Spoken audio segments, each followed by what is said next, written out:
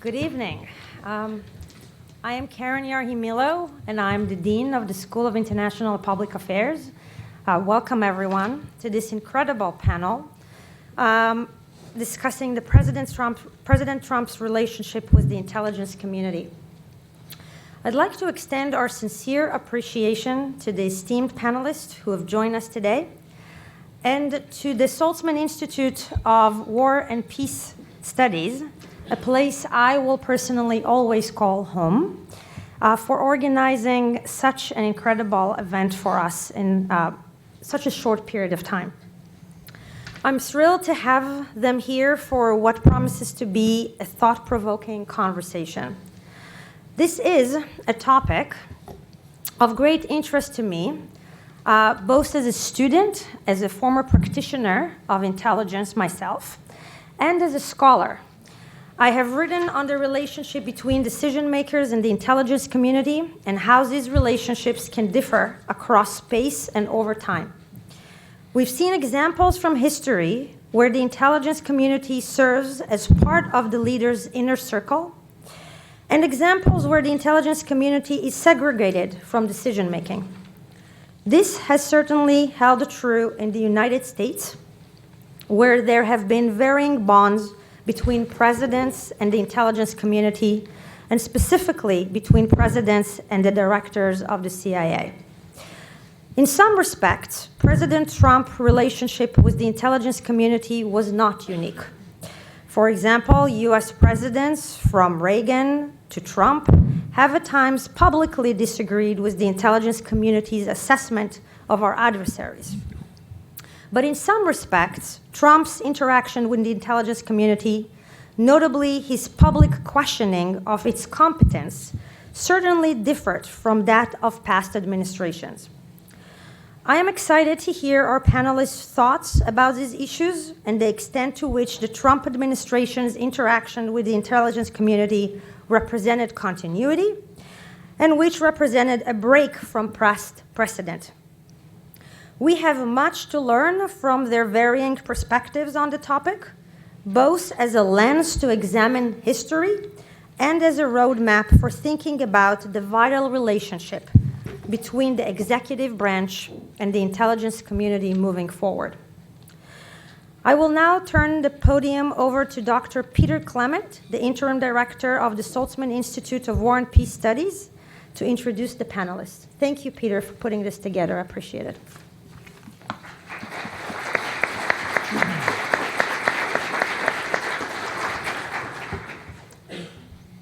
Thank you, Keren.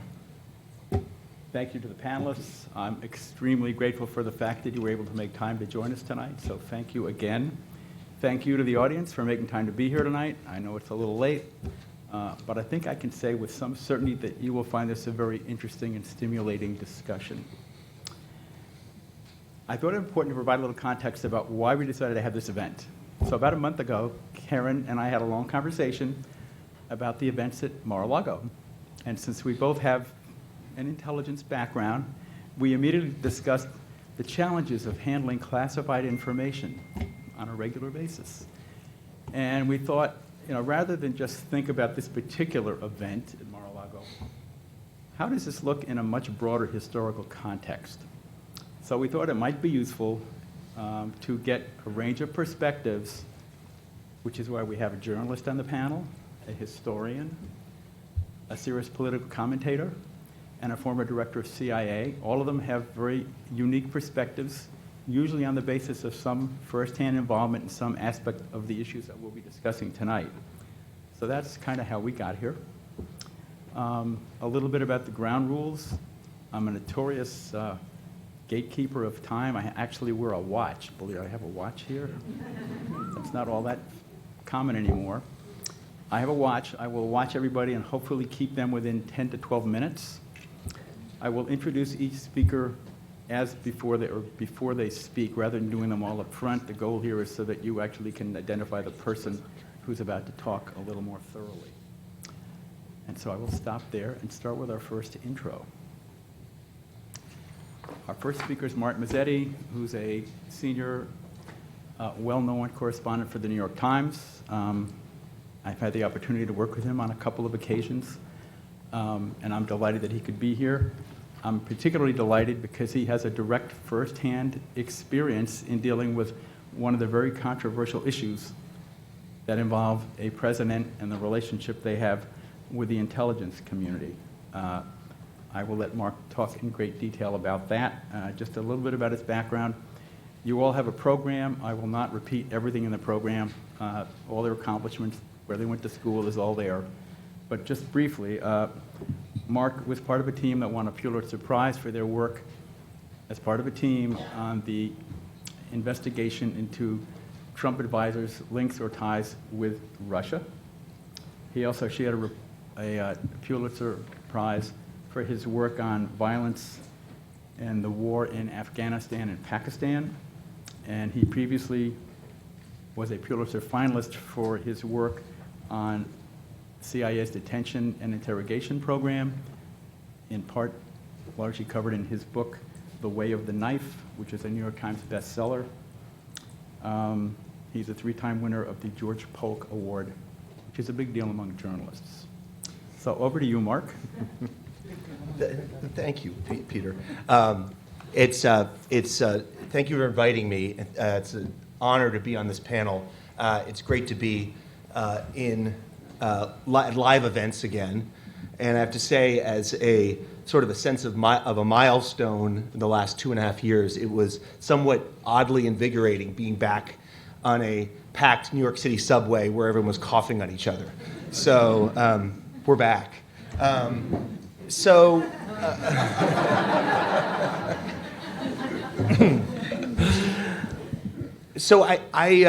I guess in kicking this off, I thought I would sort of go over the landscape of the subject of tonight's panel and sort of go through in a way a recounting of some of the major events of Trump's presidency and before Trump's presidency, and of course since Trump's presidency, that led to this sort of poisoned relationship between Trump and the intelligence world. And also, I would say, I'm adding the law enforcement world as well, because I think that's an important addition. But starting at the end, right, I think that what we're all sort of very focused on right now is the boxes of classified, sometimes in some cases highly classified material found in Mar-a-Lago.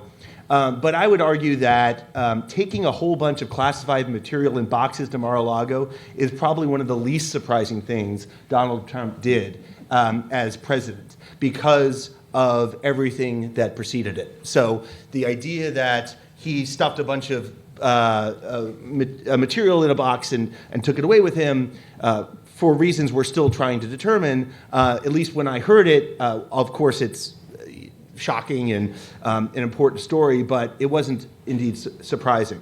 Because having covered this issue for 4 years as a reporter at least, we all sort of became, I think, numb to this daily constant battle between the president's advisors, and the intelligence community, the FBI, the rest of the law enforcement world, what he, of course, disparagingly referred to as the deep state. And this sort of these 4 years, so the Mar-a-Lago episode in a way encapsulated what had come in the years previous to this.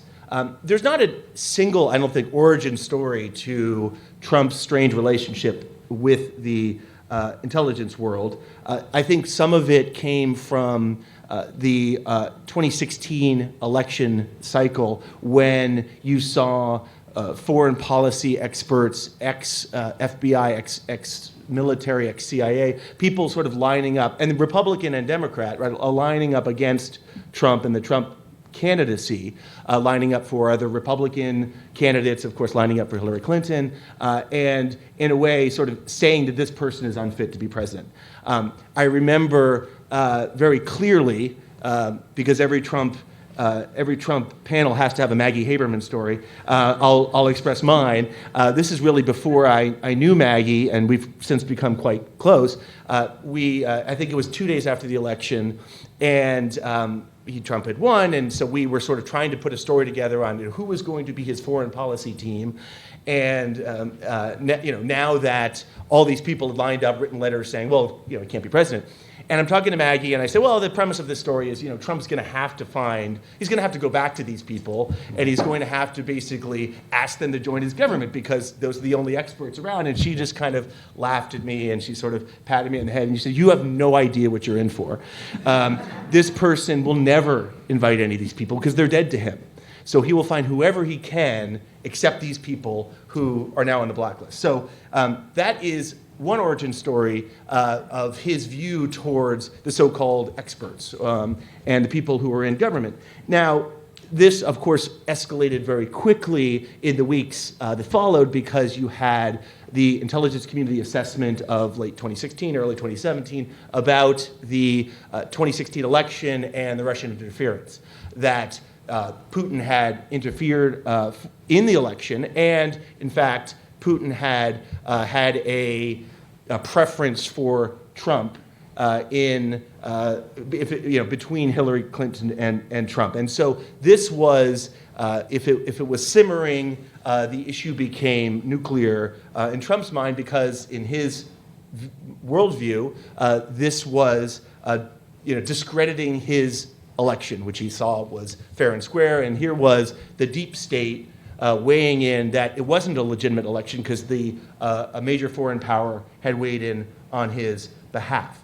And that sort of set the tone for a number of years. And there's other people on the panel who, of course, can maybe give some firsthand accounts of that period of time. But I don't think you can overestimate the impact that not only the ICA, but the FBI investigation into the Trump campaign and Russia had on this subject that we're here to discuss tonight. It helped lead to the firing of James Comey, the FBI director.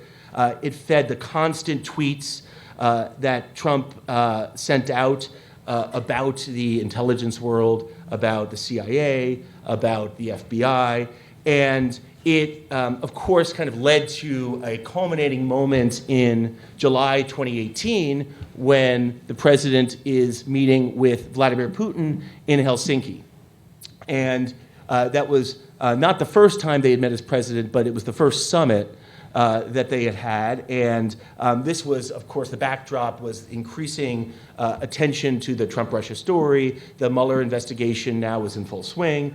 And Trump is asked, while Putin is standing right next to him, does he believe the intelligence community assessment about the Russian election? And this is where Trump says, well, they, meaning the intelligence world, they think it's Russia, and Putin had denied it. And he says, I don't see any reason why it would be, right? And so basically, publicly in front of the world, taking the word of Vladimir Putin over the CIA assessment. Again, this is something that we know so well now.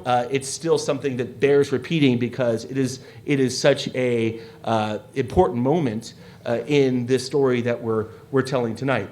But there was just one example, I think, of where the intelligence community kind of became Trump's foil, where Trump represented one part of the American government assessment of things and one assessment of American foreign policy, and the intelligence community represented another part, some different part that wasn't represented by the White House, or at least by the president. Of course, another was the killing of Jamal Khashoggi, when in October 2018, the CIA assesses that the Crown Prince Mohammed bin Salman had at least given some sort of tacit blessing to the killing of Khashoggi, that there was some degree of confidence in this assessment. Trump, of course, comes out and he says, he issues this statement, it was right before Thanksgiving in 2018, which he says, well, that's, I'm paraphrasing, of course, but that's what they believe. Maybe he did, maybe he didn't, meaning MBS.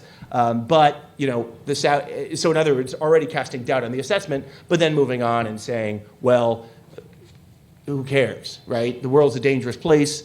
The Saudis buy weapons from us. It was a very sort of, mercantilist view of American foreign policy, and one that is, sort of encapsulates not only Trump's relationship with the Saudis, but also his view of the intelligence world. Another example, of course, is in 2019 when Trump has presented a photo of an explosion on an Iranian launch facility where he's briefed on this. There had been an explosion, and he was just sort of taken by this photo, which was provided by an American satellite overhead, and so it was American classified imagery. And he says, "I want to put this out, right? I want to put this photo out to the public because I don't know, it was really cool, I guess."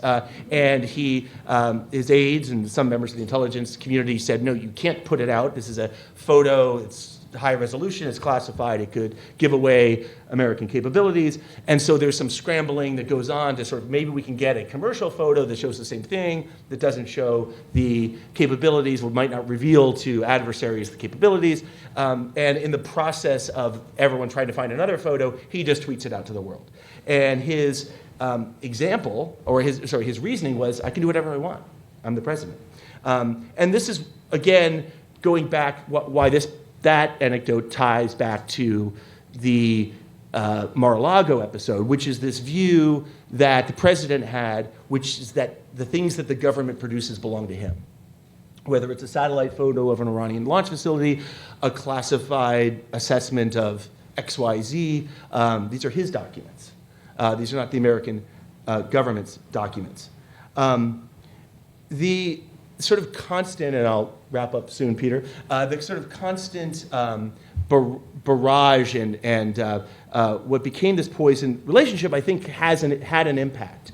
And I think one that was noticeable, one that I covered, where one of the sort of bedrocks of at least Republican ideology over decades had been not only a hard line towards Russia, of course, but also sort of support for the intelligence community, the law enforcement, the FBI, right? And Trump turned that on its head.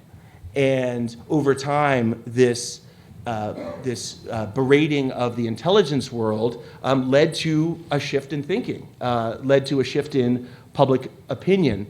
There's a Pew Research study, I remember, from 2018, which showed that Republicans, in general, had a lower view of the FBI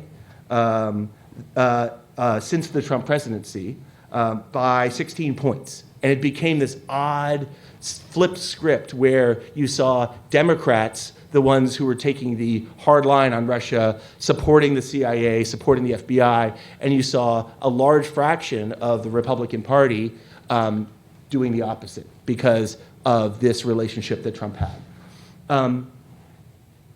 So in conclusion, I want to say something, though, that may be provocative, and I'd be interested in the views of the other panelists. In that there is, I think, also a danger, though, in stepping into this fight. Trump is very calculating in the fights he chooses to take on. And so I think that there is a potential danger for doing public battle with the president, whether it's former members of the law enforcement or intelligence world or generals, or reporters. It applies to members of my profession as well. Whether they're going to go toe-to-toe with the president on Twitter, whether they're going to sort of engage in the fight he wants to engage in, which in a way becomes a kind of self-fulfilling prophecy that the deep state is against him, and the public representations of the, quote, deep state are against him. And I think this is something that we, as a country and as a democracy, obviously have to wrestle with. This is is this something that will last for some time? Is he a one-off? Or is this something that this is the new political landscape? And I'll end by quoting myself. I did a piece reviewing a very good book on the presidents and their intelligence chiefs by Chris Whipple. And I raised this question, and I'll leave it with this. And I said, perhaps secret institutions do need public offerings of support. Perhaps the current president is sui generis, and this type of antagonism will disappear whenever Trump leaves the Oval Office. But it's a question all Americans should think about it for the future. In a public battle between a president and his spies, who do we want to win?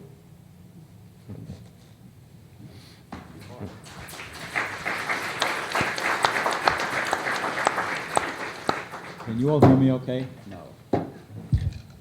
Can you all hear me okay if I speak loudly? So our next speaker is John Brennan, on my immediate left. He probably doesn't need a long introduction. John's the former director of CIA, where he served as director from March of 2013 to January 2017. Previously, he spent 4 years at the White House as the assistant to the president for Homeland Security and Counterterrorism. His first-hand interactions with President-elect Trump in that period between November and January 2017 are one of the reasons I wanted to have John here tonight, because he could provide a first-hand window into some of the very interactions that we're talking about that Mark just alluded to. And Mark, thank you for keeping on the limit. That's great. During John's 25 years at CIA and in government, he specialized in Middle East affairs and counterterrorism issues. He was an intelligence briefer to President Bill Clinton and later served as chief of staff to CIA Director George Tenet. In 2003, he led a multi-team agency effort to invent the National Counterterrorism Center, and was subsequently named as the founding director of NCTC, that Counterterrorism Center. Mr. Brennan is currently a distinguished fellow at Fordham Law School's Center on National Security, a distinguished scholar at University of Texas at Austin, senior intelligence and national security analyst for NBC, an advisor to a number of private sector companies. And I have to tell one anecdote. I've trained my wife to become an intelligence officer, and a little while, maybe half an hour ago, I got a text message saying, do you know that John Brennan is on TV Live right now? At which point, after I had to pick myself up off the floor, she did say he was at 30 Rock and was in New York City. So I was greatly relieved that John got there on time. So it all pays to train your family in intelligence. So over to you, John. Well, thank you very much, Peter, and thank you for the invitation to be here today. Important topic. It's hard to capture, I think, in 10 to 12 minutes, all the things I could say about the relationship between the intelligence community and law enforcement and Donald Trump. And I appreciated hearing Mark's comments, which I don't disagree with any of it, which is a bit unusual, Mark, I think. But I will address his last point, which I think is a very important and valid one. But I thought what I'd do is touch upon a couple of issues that I think provide some context for what we have come to understand in terms of either the relationship or lack of relationship between Donald Trump and the IC intelligence community. First, I grew up right across the river in New Jersey and went to school at Fordham of the Bronx, and so I was well aware from an early age of who Donald Trump was. And I think it's quite clear that his distrust of government and lawful authorities and the law is longstanding. I think and I have to truth in advertising here, I'm not a fan of Donald Trump, so take my comments for what they are. I do think that he always had a perspective that he was going to try to get away with whatever he could that was unethical and try to avoid getting caught in these things.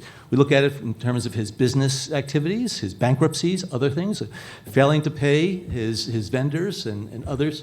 I think this is just his attitude, and I think Mark was mentioning this feeling of self-entitlement that I think led to his taking these documents, that the law didn't apply to him.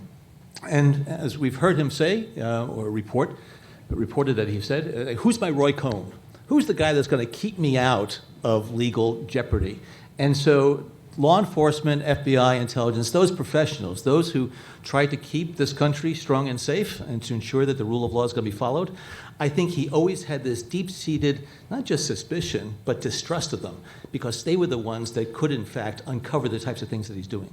So he went through his early years, only 2 years at Fordham, thank goodness, and then went into business and was quite successful as a marketing person, a branding person. But again, I think when he decided, as he came down that escalator to announce his intention to run for the presidency, he already had, I think, this very deep distrust of those in government, in any type of legal authority position, because they worry him. They're the ones that, in fact, could cause problems for him. Then, when he became president, I think it's quite clear, at least from my perspective, and Peter and I, having worked, and David as well, worked in the intelligence community for many, many years, and we look at autocrats, authoritarian leaders, dictators around the globe, there is something called the authoritarian playbook, where individuals who, even if they are democratically elected, they try to control the institutions of governance. And the security services, intelligence services, these are the things that they want to make sure are not going to pose a threat to them, so they put in place, on top of these departments, agencies, ministries, or whatever, people who are going to be the sycophants to them. And so it's not going to be a threat. They control it. And I think Donald Trump also, when he came into office, that was his plan. I don't know whether or not he read any type of authoritarian playbook book. Maybe there were pictures or whatever that he was able to see something. But I do think the approach that he had toward the government institutions, toward the media, trying to manipulate information, disinformation, pushing it out, it is clearly, I think, consistent with what we have seen around the globe in terms of individuals who, again, try to ensure that they're going to be able to maintain political power and use it for political gain, whether it be financial, partisan, whatever, and to ensure that he's going to neutralize those institutions, those organs that are going to actually pose some type of threat to him. So again, when he comes into the presidency, he already, I think, once he was elected, he already had this mindset. And then there was also a fair amount of what I call pre-inauguration jousting that took place between Trump and the intelligence community and the CIA, and even me. Because, as was pointed out, there was a fair amount of attention, public attention made, to the Russian efforts to try to influence the outcome of the election, undermine the integrity of the election. And they were trying to undermine the integrity. They were trying to hurt Hillary Clinton. They believed that she was going to be elected, but they wanted to bloody her. They thought that if Hillary Clinton on Inauguration Day was going to be bloodied and they would be able to push out stuff on her, that by then definition will enhance the Russian position globally, because you want somebody in the U.S. presidency who's going to be damaged. And so, but they also thought, hey, there's this Donald Trump guy, who thought he was going to be elected or to be nominated to be the Republican candidate. And then sure enough, it looks as though this dark horse is all of a sudden, has a real shot at it. And so they then tried to influence the outcome in a variety of ways, mainly through information operations, in terms of what they were trying to do, pushing out information into that digital environment in particular in order to shape the outcome. And so, and we said things publicly, and as you know, and as referred to, the ICA, which is the Intelligence Community Assessment, that was ordered up by President Obama to make sure we were able to capture what actually happened, the extent of the collusion that took place between Russian officials, Russian individuals, as well as individuals affiliated somehow with the Trump campaign. That was out there. And as Mark, I think, rightly said, Trump always saw that as not just harming him, but also an attempt by that deep state, the intelligence community, to delegitimize his election. Not only did he lose the popular vote by 3 million votes, but also here is the intelligence community, the government basically saying that were it not, and we didn't say it this way, but the implication was if it wasn't for the Russian interference, he would not have been elected president. And I think he took that very, very, very personally. There were also a number of back and forths related to his plans, and which he followed through on, to basically tear up the Joint Comprehensive Plan of Action, the JCPOA, the Iran nuclear deal. I came out publicly and said some things that it would be it would hurt our national security if, in fact, that happened, given that it was already approved by the Obama administration. It was endorsed by what's called the P5+1 and the Security Council. And so there was a little bit of back and forth in the public airwaves about that. And then he also, in one of his diatribes against the intelligence community, he essentially equated the intelligence community and intelligence professionals to Nazi Germany. And maybe it's the Irish in me, but that made me see red. Having worked for first toured sort of in CIA for 25 years and then served as a director for 4 years, calling my colleagues, the women and men that I served with, who put themselves at great risk and great sacrifice, and saying they basically were akin to Nazis, I did see red, and I called him out on it publicly. And I wasn't as direct, I think, as I would have been after I was out of office. But I really felt an obligation because I was appearing, I think it was on Fox News Sunday or something, when Chris Wallace had raised this with me. And I said, I find a reference like that, I forget what it was, repugnant or despicable or something. I want to make sure that he understood that he couldn't get away with things like that. And my colleagues really felt it. And so, therefore, I really wanted to make sure that with the incoming administration not even in place, that at least I and the CIA was not going to just sit down or sit back and take these slings and arrows of outrageous fortune. And then there was the Steele dossier.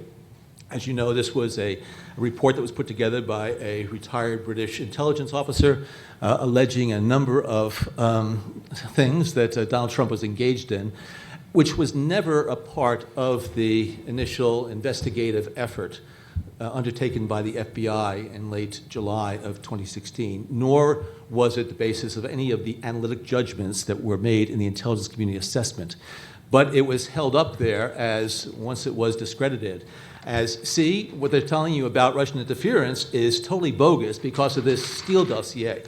And that was not the case. But again, he felt as though this was an effort to try to undermine him and to besmirch whatever reputation he thought he had among folks. January 6th was the first time, and only time, thank goodness, that I interacted directly with Donald Trump when we were at Trump Tower. And it was the day that we were going to brief him on that intelligence community assessment. It was myself, Jim Clapper, the Director of National Intelligence, Mike Rogers, the Director of the National Security Agency, NSA, and Jim Comey, then the Director of the FBI. And we presented the findings of that ICA exactly as we had to President Obama the day before and to what's called the Congressional Gang of Eight that morning. Did it very matter-of-factly as far as this is what it is that was the intelligence, this was the assessment. Throughout, he interjected things like, well, it could have been China. It could have been China. And he was challenging the facts, and I have said and written that I felt as though, unlike any other person I had ever briefed, he seemed to be looking for the weaknesses that could be exploited in the assessment and the vulnerabilities there. But it was, I thought it was the 75 or 90-minute discussion that we had, and it wasn't just Trump, it was Pompeo and Mike Flynn and Mike Pence and a number of other folks in this small conference room. But I think it went fairly well as it could be expected. I think he generally behaved, he paid attention, he listened, but the interjections were there about challenging some of the things. And then at the end, it was Jim Comey who said to Donald Trump, Mr. President-elect, I have to discuss something with you privately, which is then he went into or we left, and he stayed there with Trump, and for about 10 or 15 minutes, Jim Comey talked about the Steele dossier and the things that were there because it had circulated within the media pretty extensively. And Jim Comey and Jim Clapper and myself, we talked about beforehand how that should be handled. Jim Comey felt that he needed to bring it to the attention of Donald Trump because it is something that is out there and that he needed to be aware of it. We thought he was aware of it, but again, Jim Comey was presenting it. So I think the stage was set by the time inauguration came on January 20th of 2017. And then stuff started to escalate. The day after he was elected, he came to CIA's headquarters at Langley, Virginia, and stood in front of the memorial wall, which is hollow ground for CIA officers. Those are the stars that represent CIA officers who died in the line of duty. And many of them I knew, close friends, colleagues. I'm sure Peter knows them as well. You were there at that time.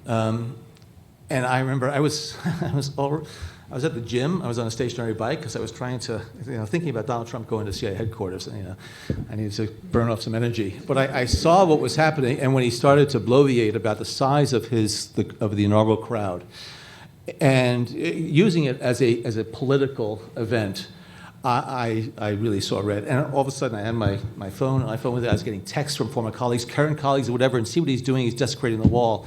And so I went out with a statement there. And then in pretty short order, there were a lot of other things that happened. Obviously, when he decided to fire Jim Comey and Andy McCabe. And there was the Twittersphere wars that were going on. And I hadn't joined Twitter. I don't know when I joined Twitter, but I just felt that in light of his sort of dominant voice there, I didn't want to cede the Twittersphere to him. And I felt as though I had to swing back. And people will have different views about whether I should have done that. I'd like to think that after 33 years in national security, I was taking advantage of that freedom of speech that I tried to defend those many years. And were some of them rather direct and hard-hitting, if not strident? Yeah. But I felt an obligation to do that. I have disagreed with policies of all the different presidents that I've worked for in the past. There's not a one that I agree with everything they did. I don't have a problem with disagreeing with somebody, on a policy front. But I just felt that Donald Trump lacked the integrity, the ethics, the professionalism, the responsibility to carry out the oath of office of the presidency of the United States. And so I just felt that in light of the fact that we had such an out-of-control person, that, yes, I'm a former national security intelligence professional, but I think at some point, especially in this day and age now, where sometimes our democracy, I feel, is teetering on the edge, you have to speak out against those that are really, I think, determined to try to undermine our democracy. And I think Donald Trump was doing that. And so, unfortunately, it did royal things, but also I think that when he was president, he put some people in positions, not all of them certainly, but some of them, that were trying to do his bidding for him and to, again, politicize that intelligence community. Thankfully, the institution of the CIA and NSA and FBI and others, I think they've been able to withstand that onslaught of the Trump years. I think those institutions held strong. It's not as though they weren't hurt by what happened, but I think the professionals rose to the occasion and carried out their duties and responsibilities with great professionalism and carrying out their ethical responsibilities appropriately. And so, as I said, it's truly an aberration, the Trump administration. I'm hoping we're not going to see any repeat of that in the future. But I believe very strongly in the integrity, the importance, the professionalism, the ethics of the intelligence community. And when you have politicians of whatever stripe that are using the bully pulpit or using their role, responsibilities, and positions to undermine it, I will speak out again. And I do think it's important because the people who are in the trenches sometimes like the fact that those who are no longer in current government positions are willing to speak out. Thank you so much.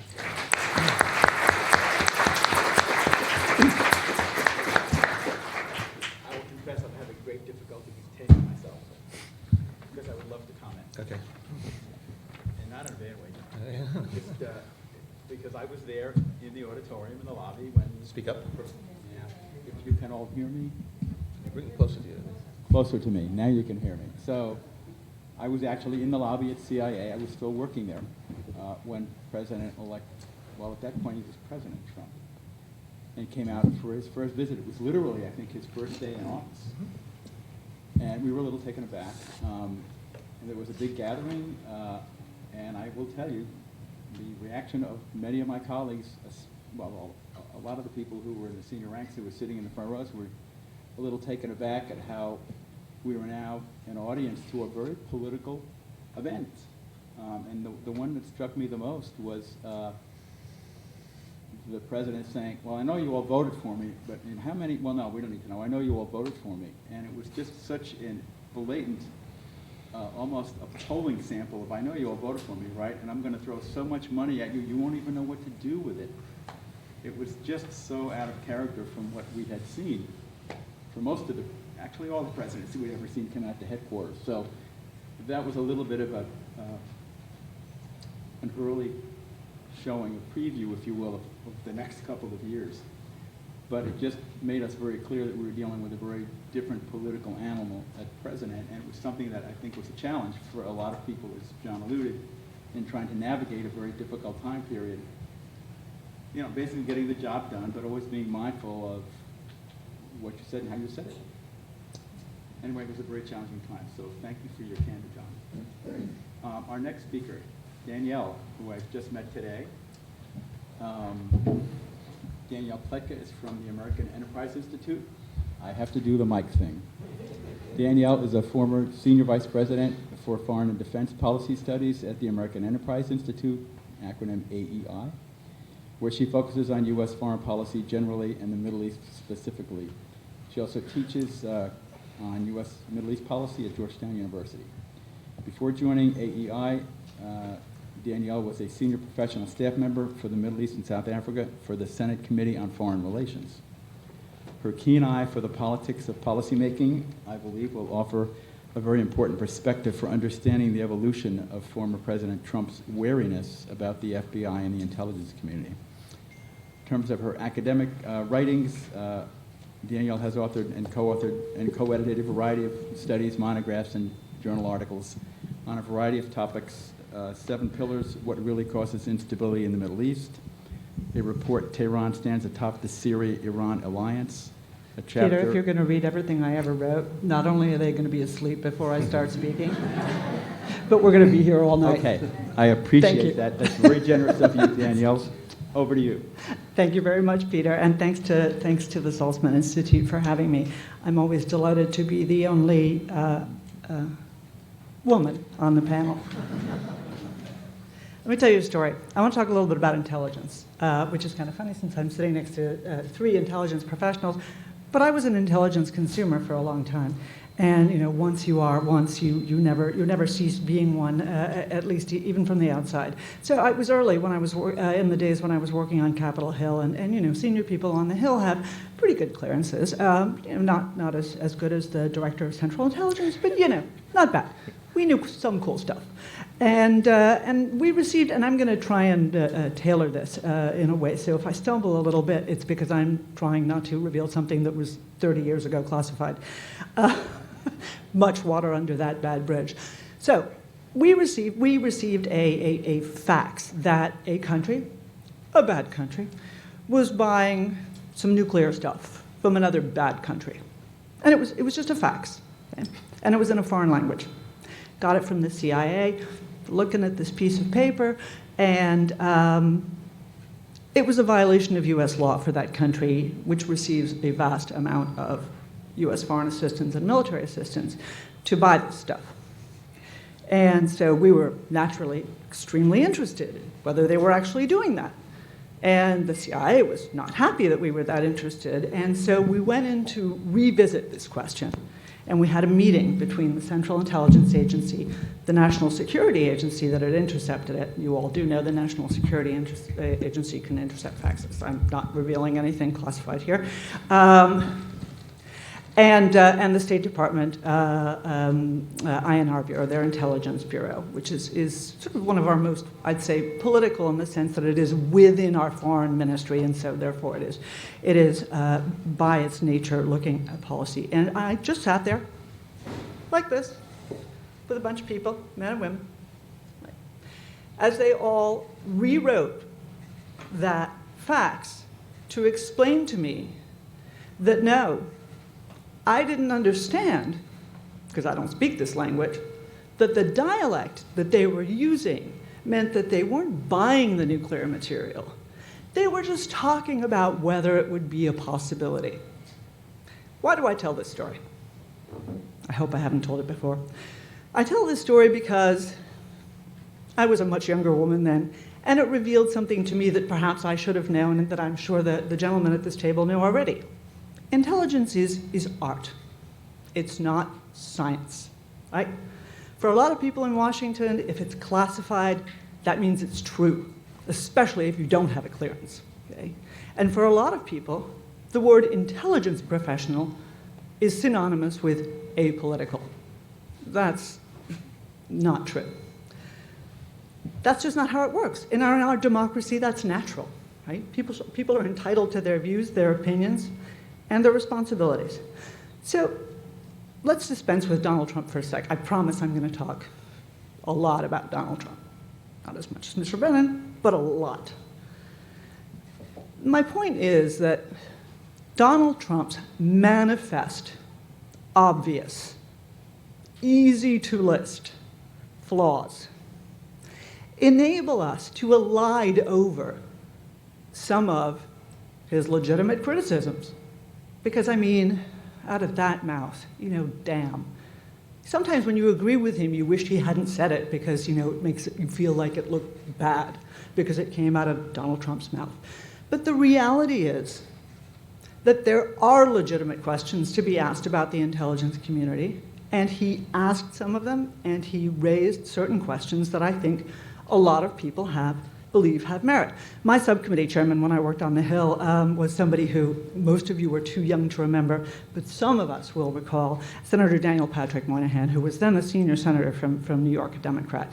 He believed that the CIA was so compromised, right, so flawed, that it would just be, symbolically burned down and begun again from scratch. I actually don't agree with him. I didn't agree with him at the time.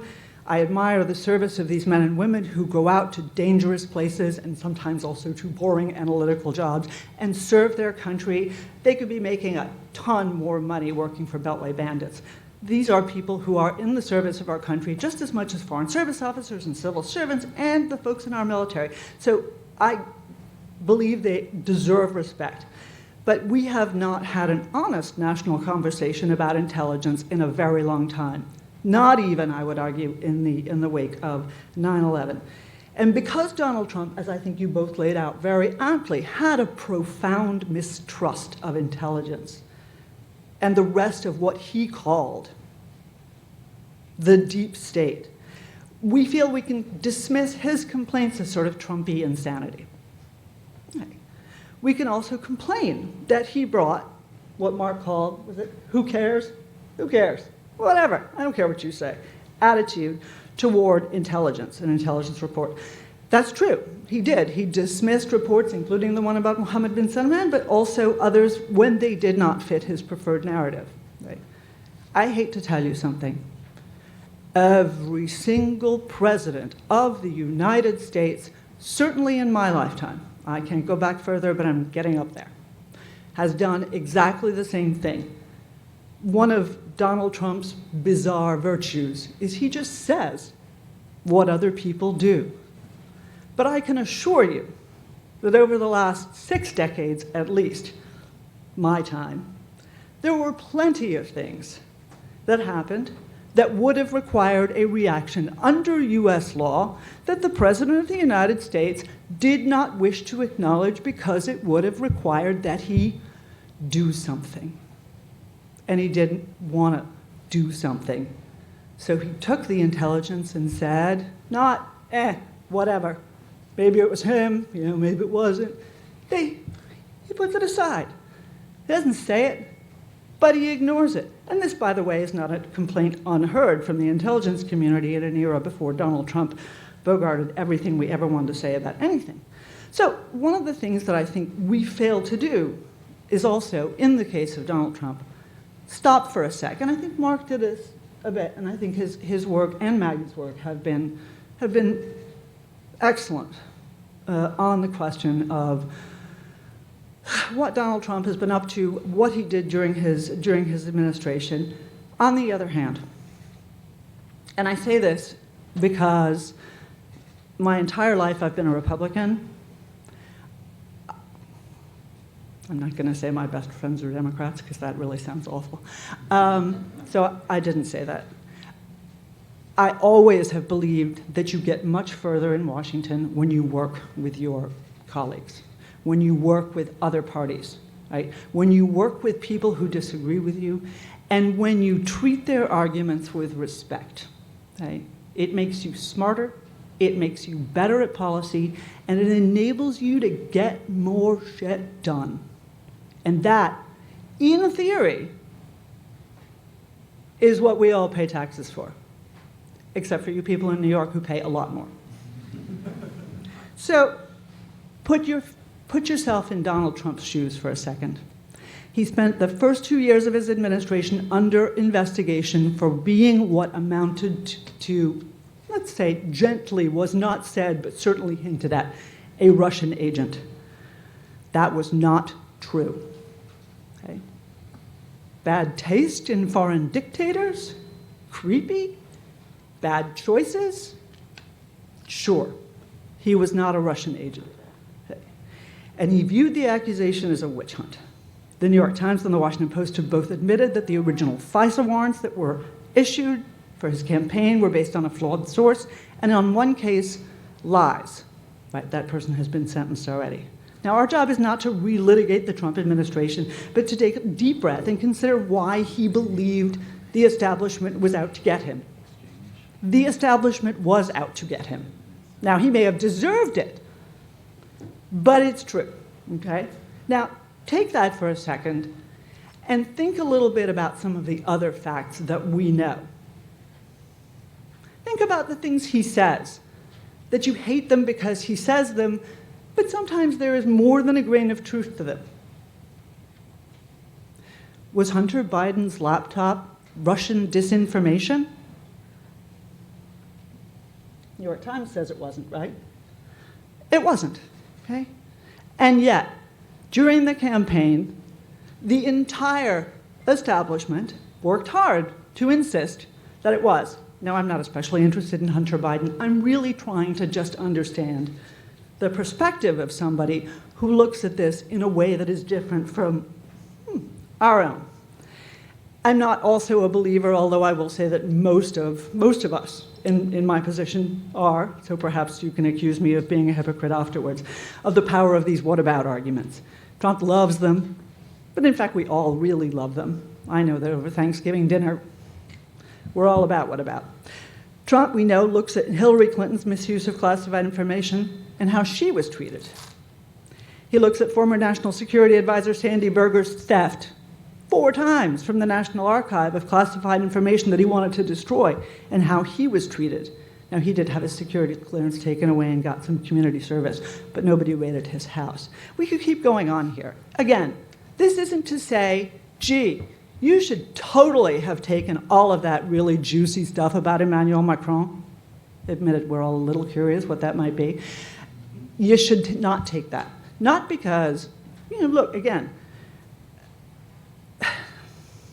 these are all, Mar-a-Lago, these are all troubles of Trump's own making. And we have to admit to that.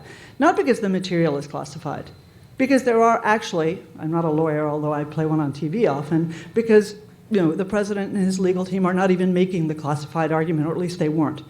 But in addition, there's certainly reliable legal analysis that suggests that the president is not, that he can in fact declassify. That's not the point here. The point here is a much more mundane one. You're not allowed to take the government's stuff, okay? Right? The Clintons weren't allowed to take the furniture. Donald Trump wasn't allowed to take classified stuff that he pretended was unclassified, or maybe it was unclassified. It didn't matter because it was still stuff, whether it was toilet paper or it was top secret code word. And that's important. So, that's all completely legitimate, and these are the problems of his own making. He handled the debacle like a fool, and he has become more foolish with the progress of the investigation. But I want to come back to the intelligence question. Yes, we understand why he believed those things, but his criticisms of the intelligence community weren't entirely invalid. And even if you think they were entirely invalid, even if you didn't like him, even if, dare I say, looking at most of you, you didn't vote for him, 63 million people, tad shy of that, voted for him in 2016. 74, I thought it was only 72, 74 million people voted for him in 2020. Okay? They listen to him, they listen to what he says about the deep state, and they think it's important. Now, they may be, as President Biden suggested last week, all a bunch of idiots. Seditious idiots, even. I don't believe that. I think most people who voted for Donald Trump voted in spite of Donald Trump, not because of. But that deserves a little respect in this country. And that's why, and I'm going to come back to this, and I'm sorry if I'm going on a couple minutes too long, but from my perspective, we need to talk about intelligence, okay? Just, it's great to talk about how much he sucked because it's so much fun, but there have been real and serious intelligence failures over the last 5 decades, 6 decades, that have not, in all seriousness, been remedied. Now, part of the challenge for all of us in this democracy is these are black budgets, okay? This is a black world about which we know very little. And there are growing unregulated military authorities that the CIA has about which we know very little, right? Including targeted assassinations. We don't know a ton about this. But there are failures that we can acknowledge, right? I could start with the Bay of Pigs, the Tet Offensive, right? The Yom Kippur War, the revolution in Iran in 1979, the Soviet invasion, I'm looking at my list, the Soviet invasion of Afghanistan, the collapse of the Soviet Union, the 1998 Indian nuclear test, 9/11, WMD in Iraq. We could keep going for a while here. Now, again, this is art, not science, okay? But in each of these cases, there was a failure. And in some, there was a lot of shuffling done on the poop deck, a lot of extra layers of bureaucracy placed on top, but nobody lost their job. The reputation of the organization was not destroyed to the point that we're all here talking about how Donald Trump is awful, but so is the intelligence community. To the contrary, we're now talking about these folks as the glory of our country. And I would say no one is the glory of our country. Okay? These are hardworking men and women, and they need some improvement. There's a bigger problem. The CIA, the IC, has become part of what Ben Rhodes called the Washington blob. It bobs and ebbs along with the flow of Washington politics. I can give you too many examples, but I'm willing to bet that you've heard. But I want to end exactly where Mark ended. At the end of the day, ask yourself a question. Do we want a politicized intelligence community? Do we want one that is at daggers drawn with the President of the United States? Mark asked it. It's a good question. Thank you.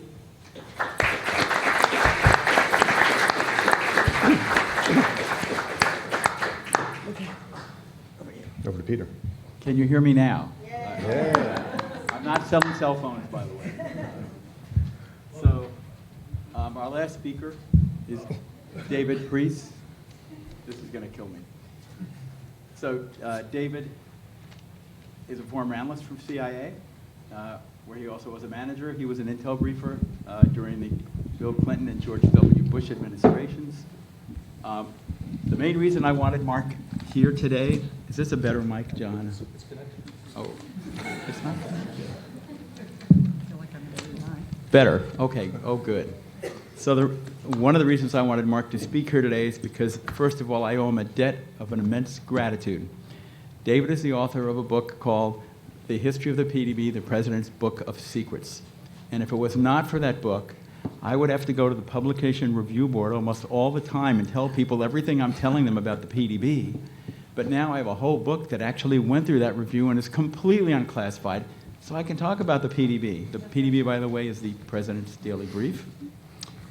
That's one of the reasons I wanted David here. But one of the others is he's incredibly smart.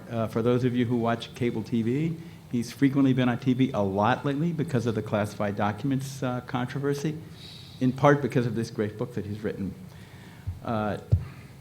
David has been on TV a fair amount. He's well known for op-ed pieces he's written for the Washington Post in Foreign Affairs and Foreign Policy, the Cipher Brief for the people who are serious intelligence wonks around here.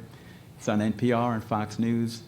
And even my wife has watched them and now says, "Did you see David?" And now I know immediately who she means when she says, "David, it's that David." So thank you very much, David. Over to you. It's a pleasure to be here. Thank you. And I was asked specifically to place Trump's relationship with intelligence in historical context. So I'm going to start there. I have a feeling, based on some other comments that panelists have made, I might not end there.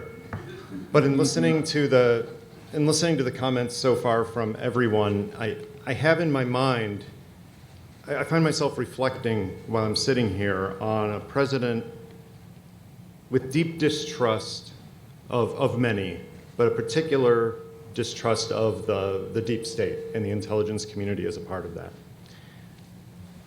A president coming into office who laments past incorrect judgments that the intelligence community has often made. A president coming into office who sees political bias in the current assessments being made by the intelligence community. And a president coming into office who's convinced that the intelligence community has actually been working behind the scenes to get his opponent elected instead of him. Setting up a situation where a president-elect is coming into office and there aren't very good prospects for a healthy relationship with the intelligence community. It's looking like, in fact, it may be poised for one of the worst relationships ever. And that president that I'm reflecting on is Richard Nixon. Because the situation I just described is 1968 going into early 1969. Richard Nixon had all of those things going on. Now, in his case, it wasn't Russian interference and information operations against the United States in an election.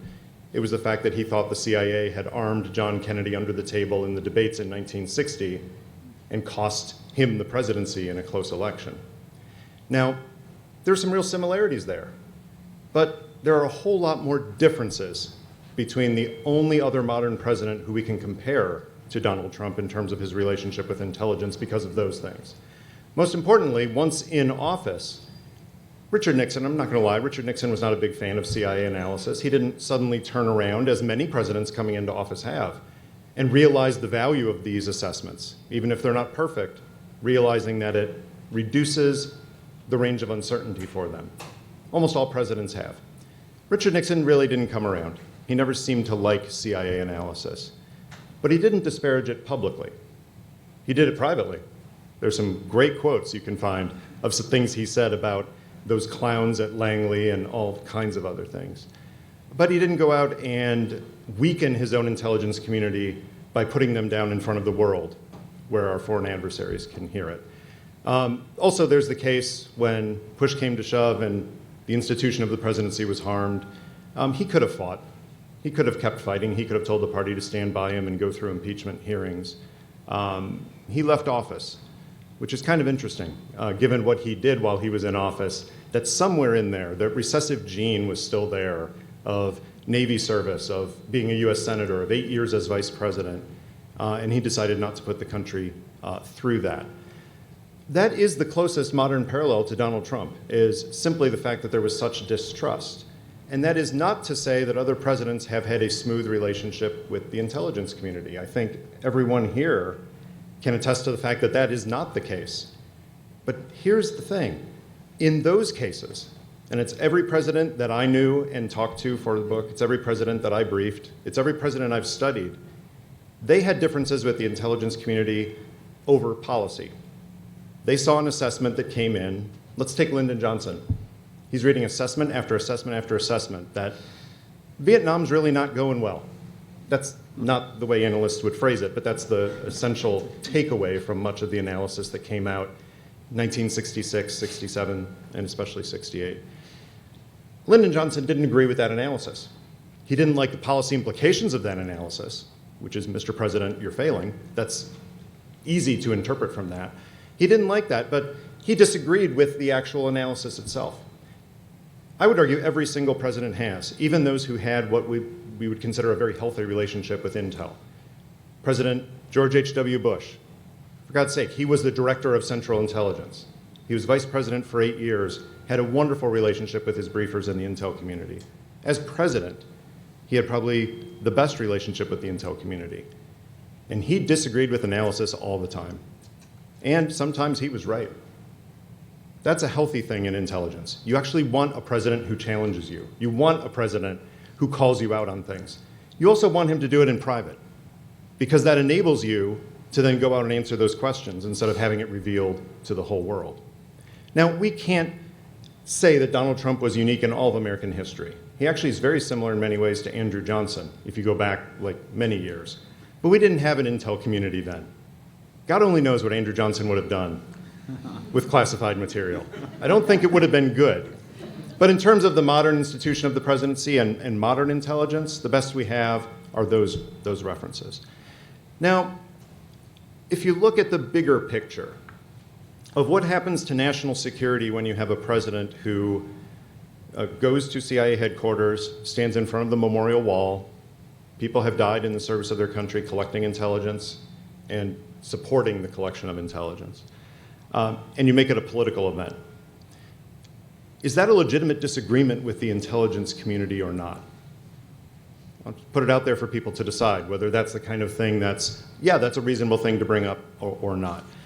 There are other issues that need to be discussed when it comes to the overall national security infrastructure of the United States. I'll put out one: security clearances for former directors. There's a legitimate conversation that we should have about who should have a security clearance in this country.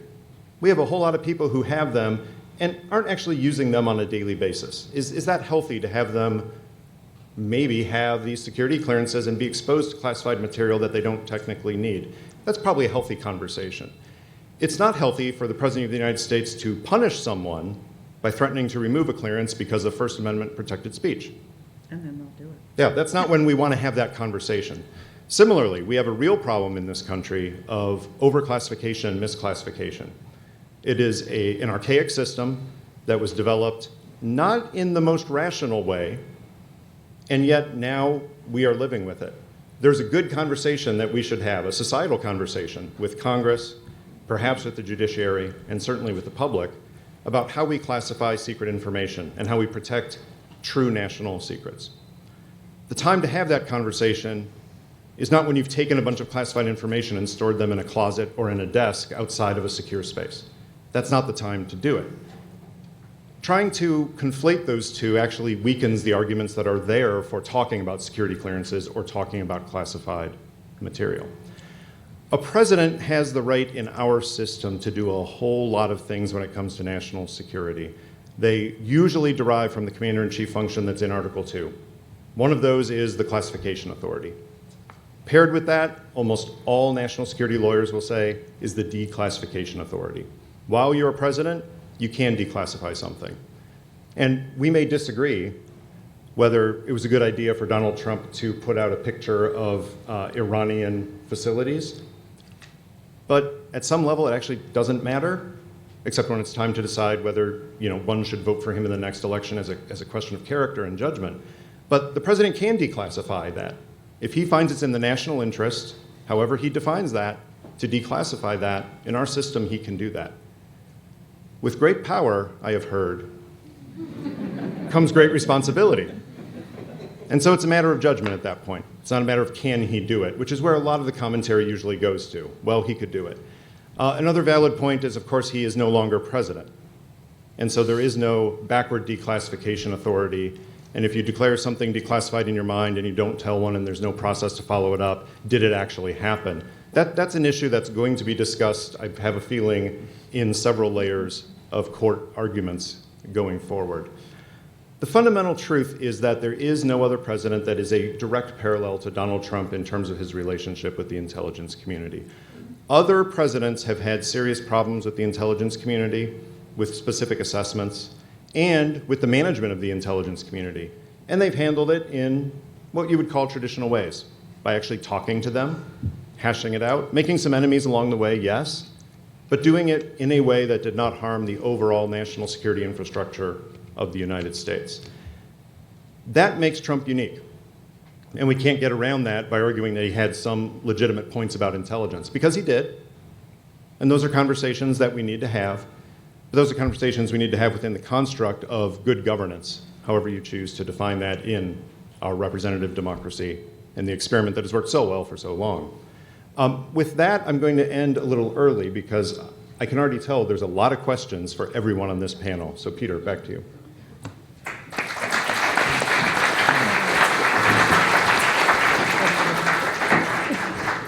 Thank you, David. I have a terrible decision to make now. There's a part of me that's saying, I know there are people on this panel who would probably like to respond to one another, and we could have a serious food fight right up here in front of everybody. Or we could go right to Q&A. And I'm guessing there are a lot of people here with a lot of questions, so I'm going to be the decider. I'm going to go for Q&A. So I'm sorry. Guess, You're I a tell you bold what, man, Peter. If you run out of questions, we'll have extra time, or maybe you'll ask the question that perhaps we would be getting into in any event. So in terms of procedure here, there are mics on either side of the room. Oh, we can pass the mic. Is there a mic on both sides of the room? I'm going to pause. Okay, so what I'd like to do, I have a couple of esteemed guests in the front row, and I'm going to give Dick Betts the first question, but then for everybody else, if you would walk to the mic on either side, and we will take you in order of your appearance at the mic. Professor Betts. I think Danielle Pletka made some at least half-fair points about double standards. Please insult me with the microphone. Especially when we spend most of the time talking to people just like us rather than normal people. But Donald Trump's a unique case, and arguably the potential danger he poses is close to unprecedented.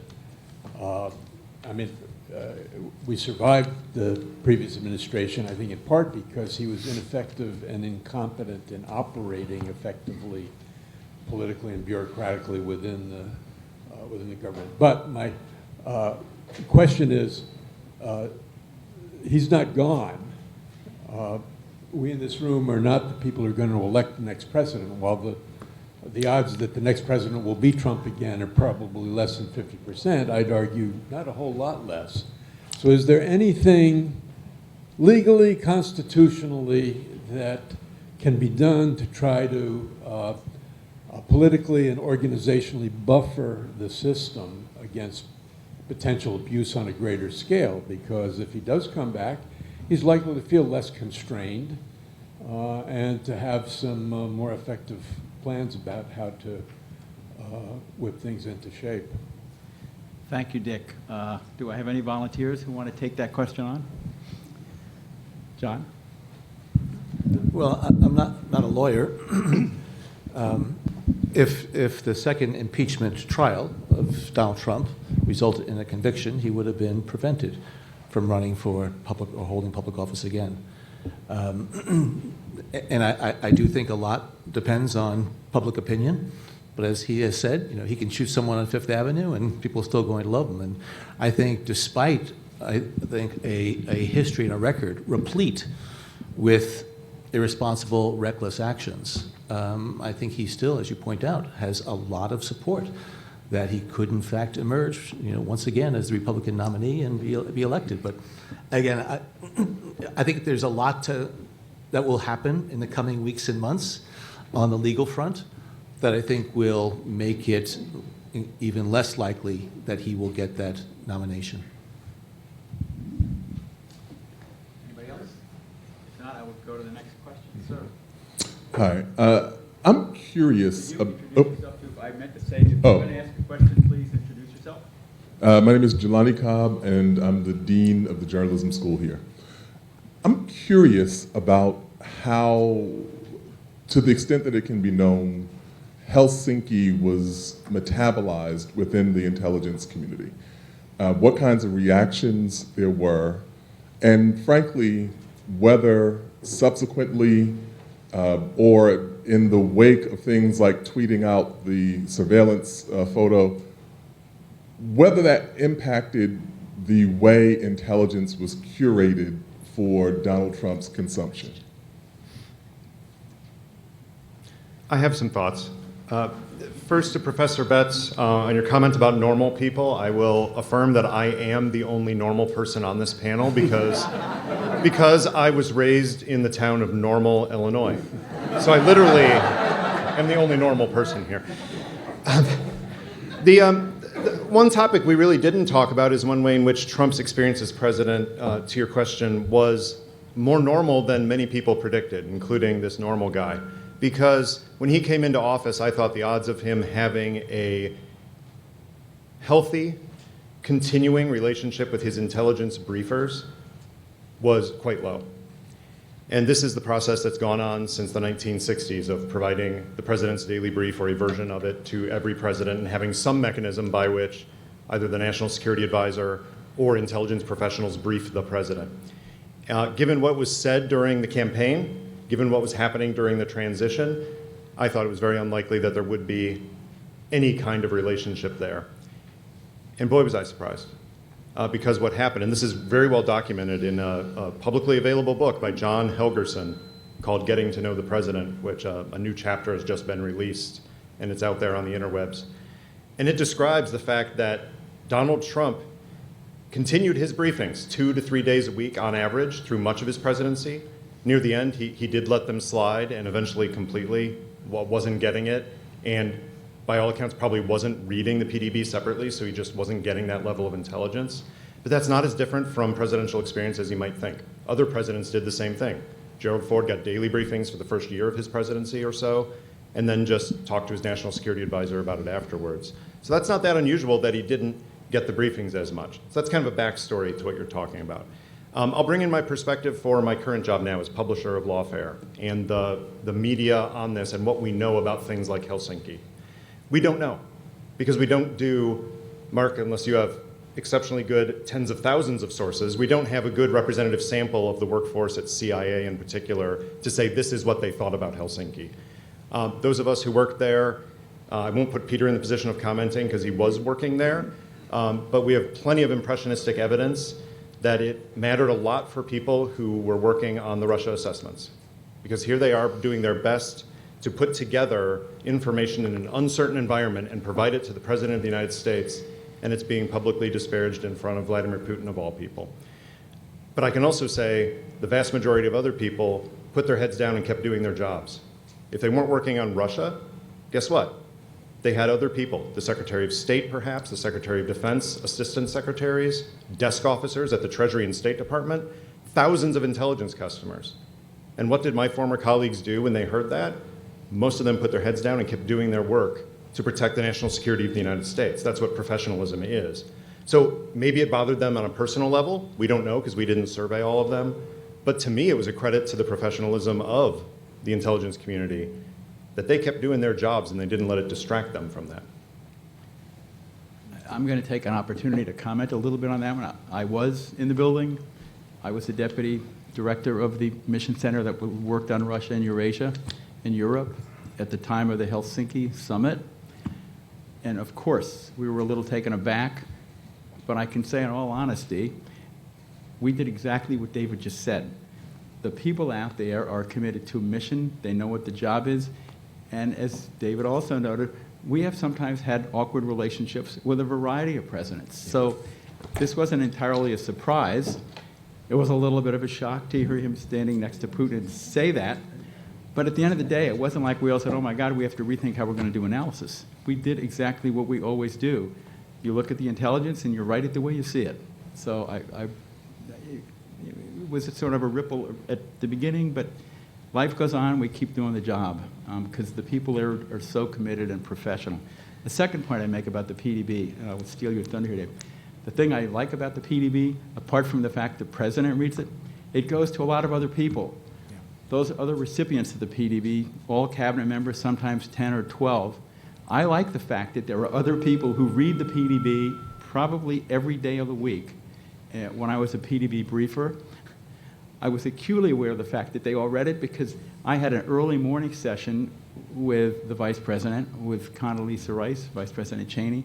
They wanted that briefing with me before they went to the President's briefing because they wanted to be prepared when George W. Bush would say, what are we doing about this, Condi?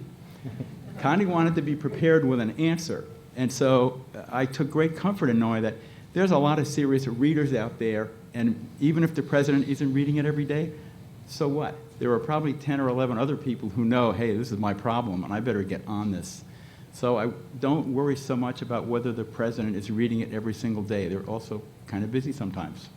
Anyway, thank you for your comment, David. Peter, can I add something here? Please. So you've gotten a very, I've lost the dean, but, oh, sorry. I really should be able to see you right in front of me. We've gotten a kind of an agency perspective on this. I do think it's important to get a little bit of, not just a receiver's perspective, but also a human perspective. You know, the CIA, as we all know, has had failures. I listed a bunch of them, and some of them are smaller failures and some of them are larger failures, because sometimes we're wrong. You know, I've been wrong, very, very rarely, but I've been wrong. I'm sure all of you have been wrong on very light occasions.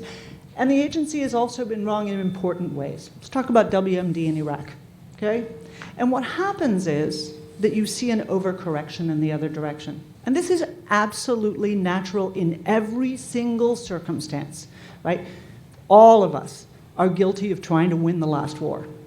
Right? What happened? We missed Saddam's programs in 1990 and 91. Oh my God, he had a full-blown nuclear program we didn't know much about. Chem, bio, whole 9 yards, we didn't know much about it. And damn it, in the 1990s, he wasn't going to pick his nose without us knowing about it, right? And these overcorrections happen, and they happened after, yeah, I know, I'm sorry. Maybe that's better. Maybe it's my listening device. Like the chess guy, right? Sorry. But this is natural, right? After 9/11, we saw all sorts of excesses that I think now, looking back, we think were a mistake. Many of us think were a mistake.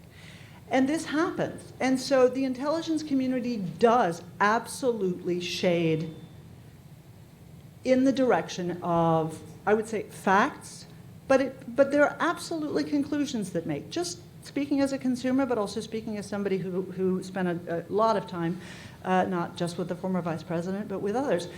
Of course, that happens. It's natural, but guess what? They're just the information, right?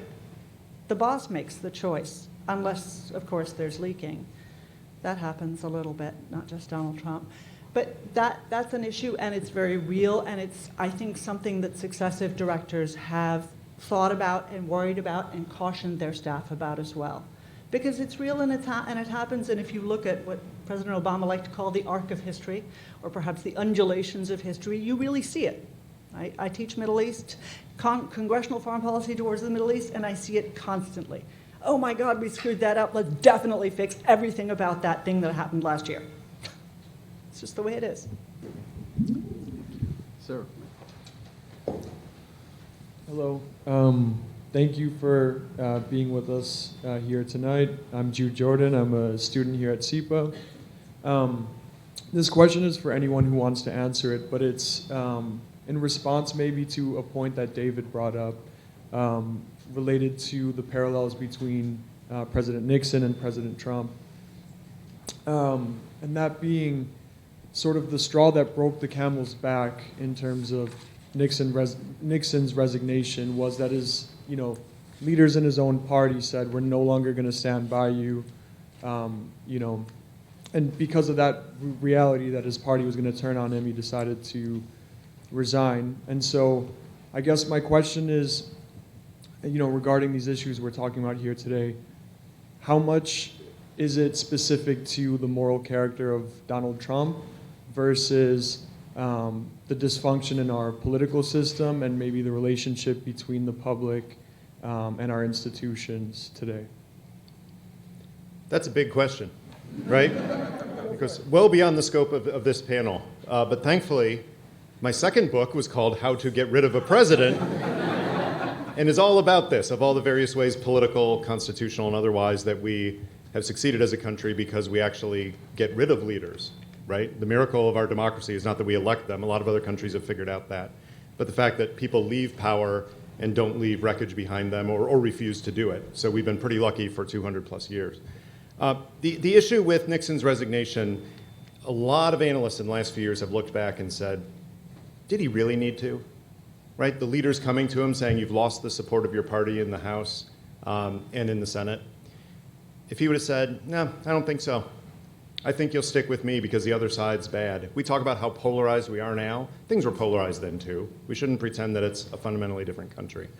I don't know how to do that counterfactual. I don't know how to add it all up given all the variables of whether if Nixon had planted his feet down and said, no, damn it, I'm staying and you're going to defend me because I can wreck you because I still own enough of the party. I don't know. It's at least 50-50 to me that he would have been able to prevent removal from office.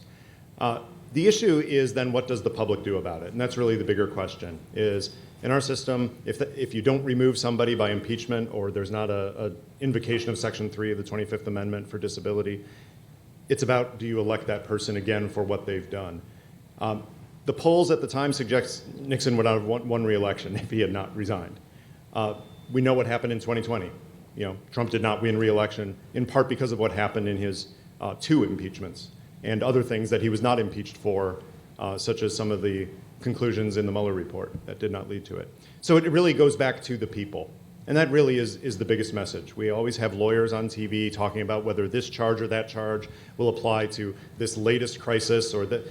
That's not really the point. It really does come back to American citizens to decide this question. Thank you.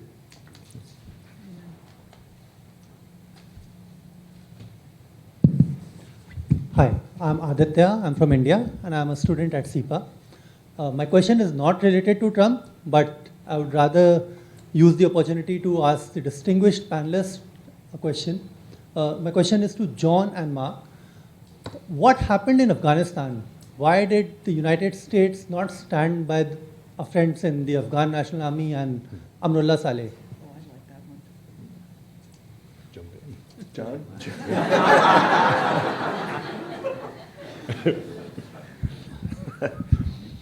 Suddenly the microphones don't work. Amazing.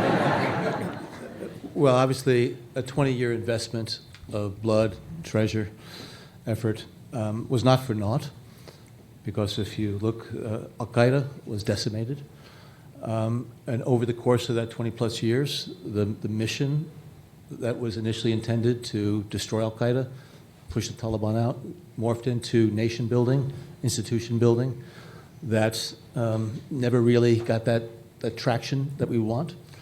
And so it was clear that when there was a decision made in the Trump administration to get out and forge that deal with the Taliban, and when the Biden administration came in, they felt that their hands were sort of tied on that. They extended the timeline a bit. But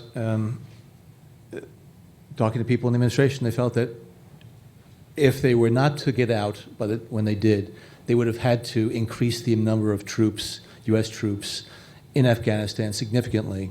And the Taliban then would have reinitiated attacks against U.S. military that they had suspended as long as that timeline was being followed.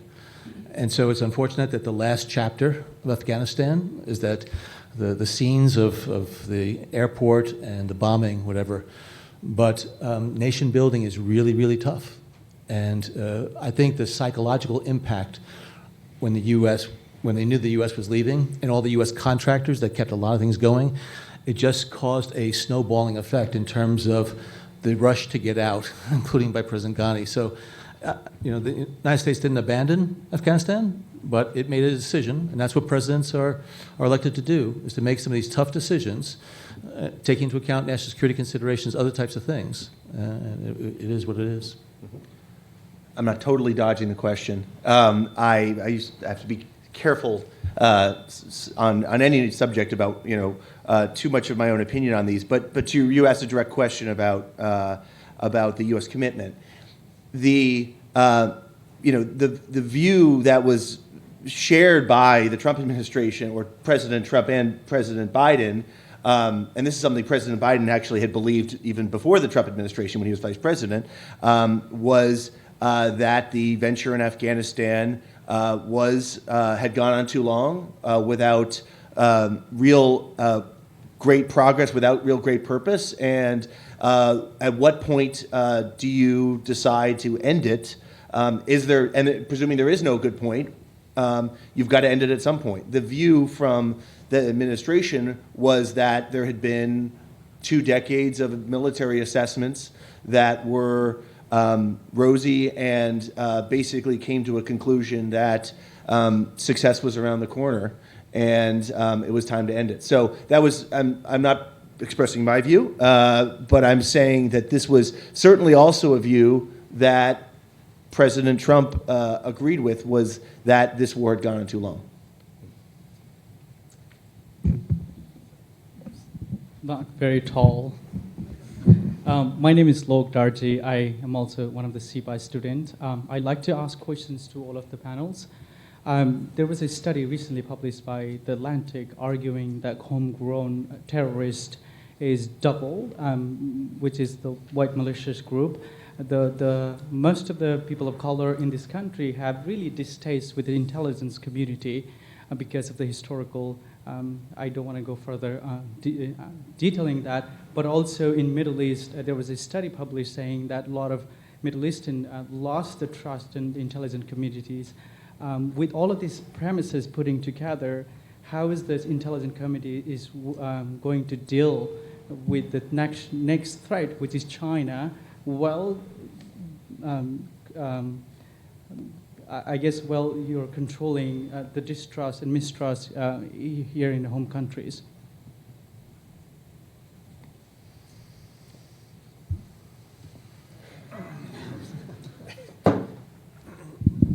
Clearly, the rise of domestic terrorism is a real concern, and it's challenging the Bureau, it's challenging Department of Homeland Security elements and others.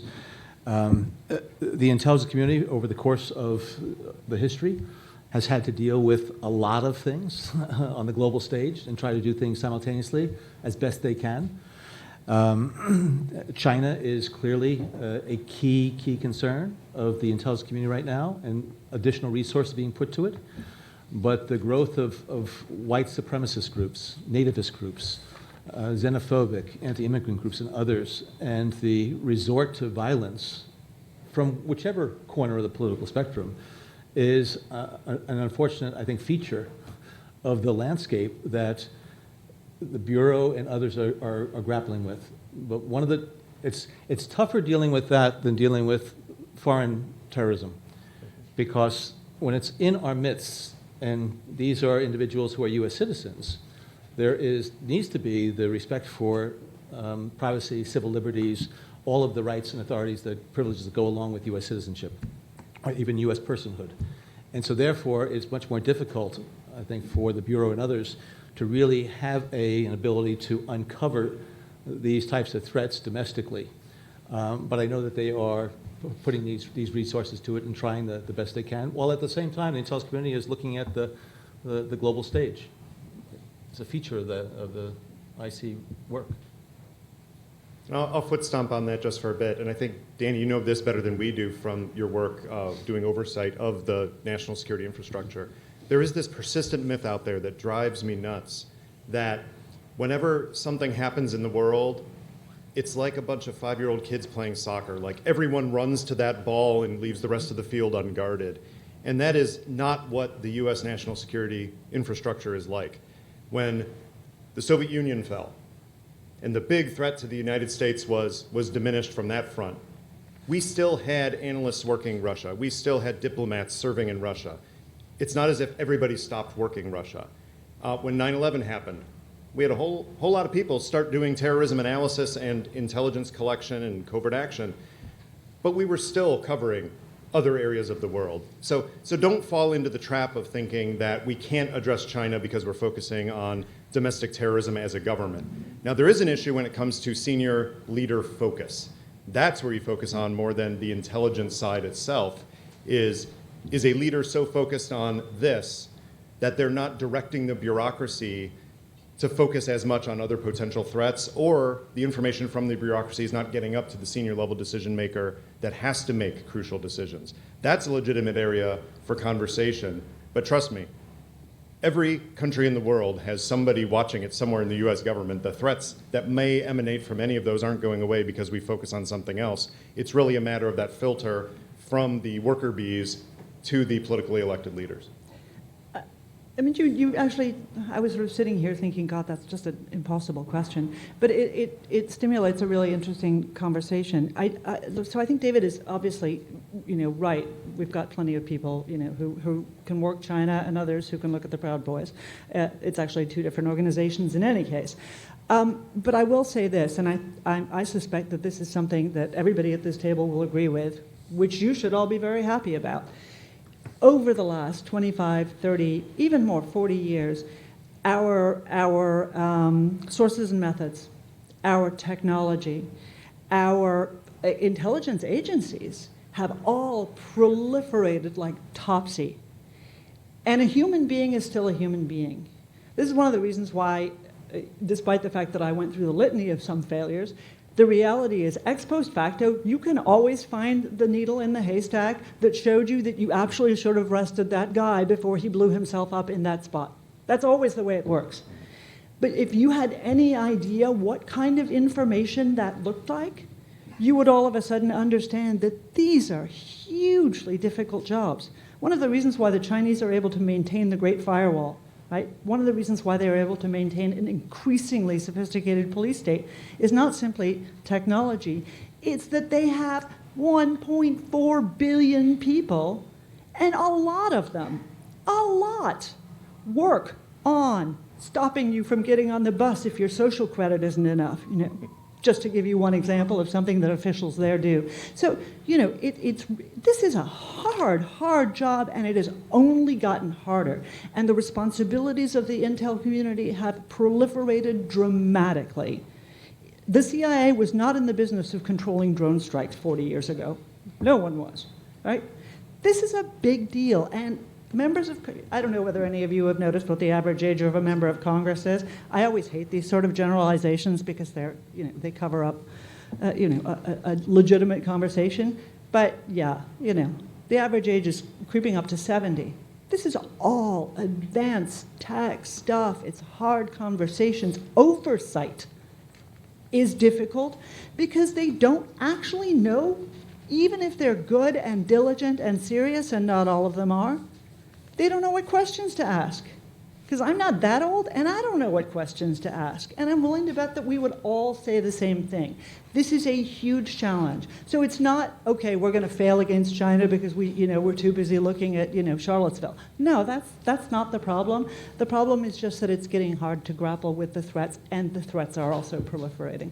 I would just add one other thing on the oversight issue. It's not purely an issue of expertise not asking the right questions. It is also just the pure man and woman power issue of oversight, right? These are tens and tens and billions of dollars in taxpayer dollars going to secret agencies.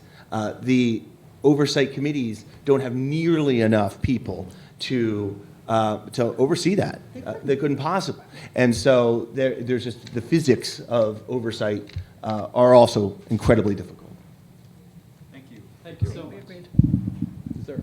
Yeah. Hello. My name is Albert Benashvili, and I'm an adjunct here in the Political Science Department. So my question is to the distinguished panelists, but it was inspired especially by the remarks done by the only lady on the panel, Danielle. So the question is, shall the American public be happy and satisfied about the fact that President Trump was not evidently a Russian agent on the payroll, and because there is no convincing evidence that he was.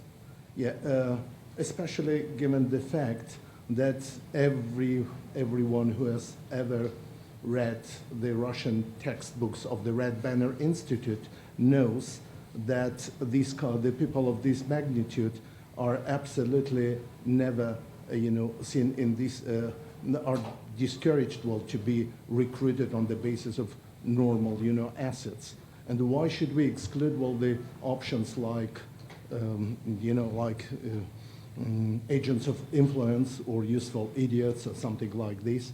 And a simple analysis of the business contacts of Mr. Trump with the people in Moscow, like the oligarchs, like Aras Agalarov, for example, operating and the real estate, and others will have no options but to put this category of contacts and the category of the liaison dangereux, for anyone who is looking for a position of, of power in the United States. Isn't it a duty of the American media and academia to explain to the general public the complexities of intelligence in this term? Thank you very much.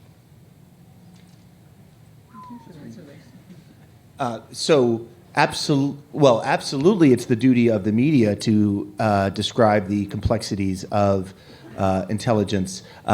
It's your first question of should we be happy that the President of the United States is not, in fact, or was not, in fact, a Russian agent. I think we should all be happy about. Excuse me. Yeah. He is not an agent on the payroll. Right.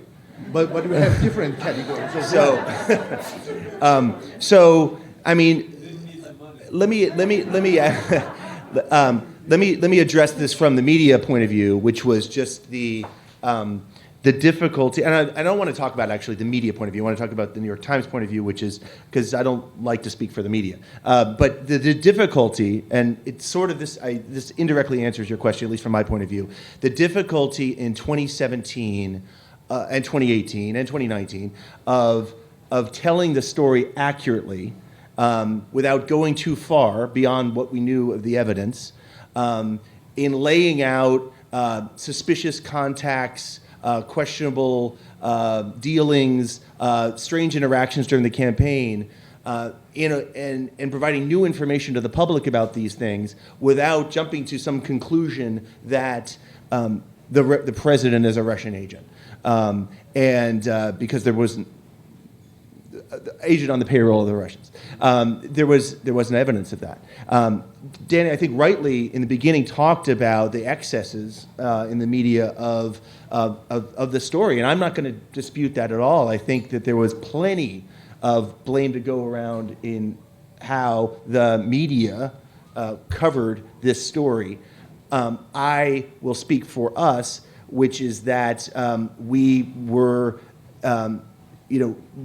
grappled with this in terms of trying to unearth new information, put it in context, and explain this,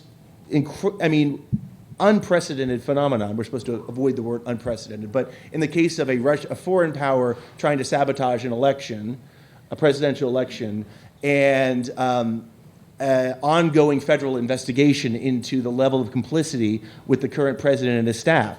It was covering that story on an ongoing basis proved difficult. There were things we're quite happy which we didn't really touch, which was the Steele dossier. And others did, but it was something that we mostly didn't touch. I just wanted to sort of lay out what the media's perspective, or a media person's perspective on covering that story, because it was at once incredibly consequential, but there was also at the same time an incredible danger of going too far and having, there being grievous mistakes.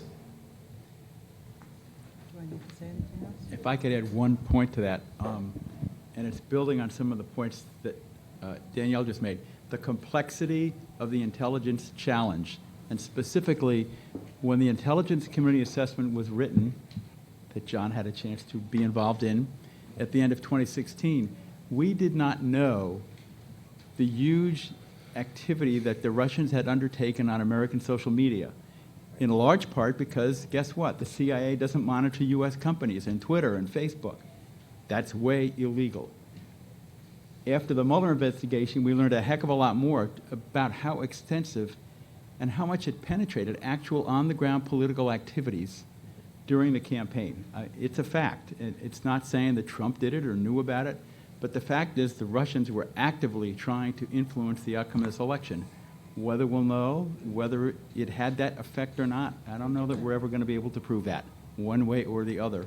But there's no question there was a huge effort on the part of the Russians to do all they could to degrade the reputation and undermine Hillary Clinton's prospects, while at the same time abetting those of candidate Trump. Peter, Hillary Clinton did a great job undermining her own reputation. That's not the point. That's not the issue, though. But hang on a second. Part of the problem that we face in social media and in the discussions that we have is that countries like Russia and China, but also North Korea and Iran and others, frankly, even our friends, Israel and others, Saudis, make an effort not simply to sway things, but to degrade faith in our governmental institutions, right? That is their big game. And it was partly their game in 2016. It was their game again in 2018. It is their game in 2020. It's still going on now. We see it all the time, and I don't need a security clearance to see it. I just wrote a piece about it. So this is a huge problem. But I think also when you want to talk about Donald Trump, for those of us who are hawkish on national security, we think of two Donald Trumps, three if you want.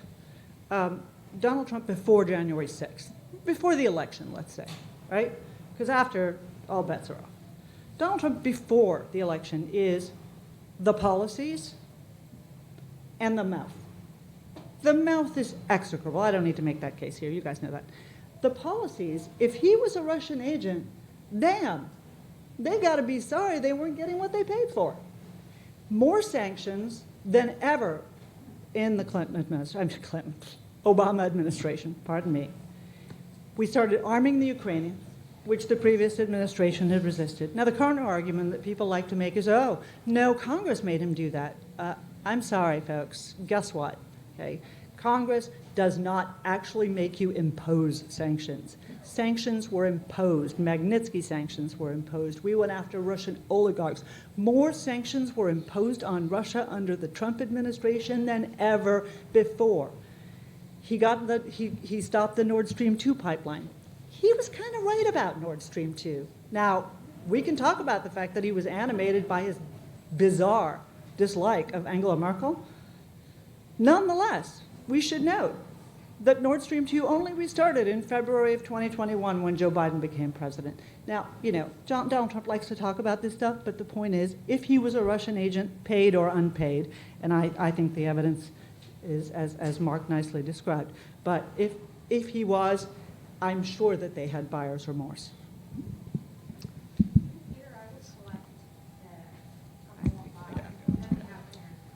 Okay, so, thank you.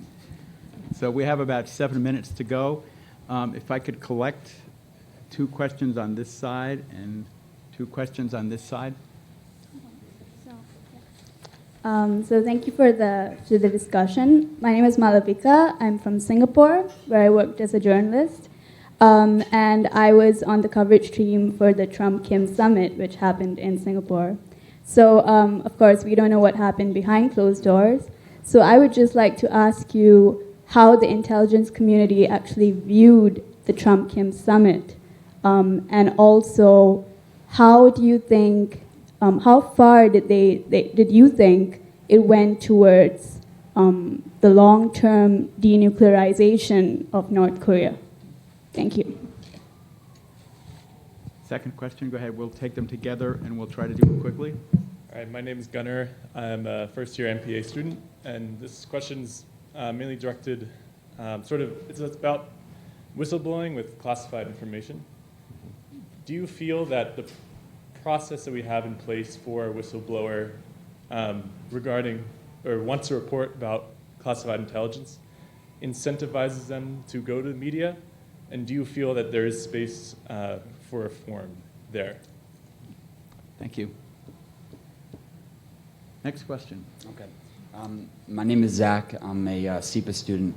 Just to go back to Jelani's question, point taken that post-Helsinki there was a team around Trump. There was, an infrastructure, if you will, that will contain any, spread of misinformation within the administration. But I guess during Trump administration, and should he get back in, does it concern you that he might put people around him to weaken that infrastructure, to feed his impulses for mistruths, such that the ability, to contain any bad event from happening is less than it otherwise would be? Last question. Good evening. My name is Sherry Yu, and I'm from SIPA as well. My question is not about Trump, it's more like about the whole intelligence community, because by listening to all your fantastic perspective changed my perspective tonight. So I'm wondering, since the public has a really limited and then sometimes misunderstanding view of the whole intelligence community, how can we do it to make it better, educated for the public, since the voters holds the right? Thank you. Thank you.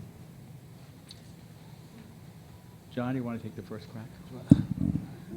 Go down the list.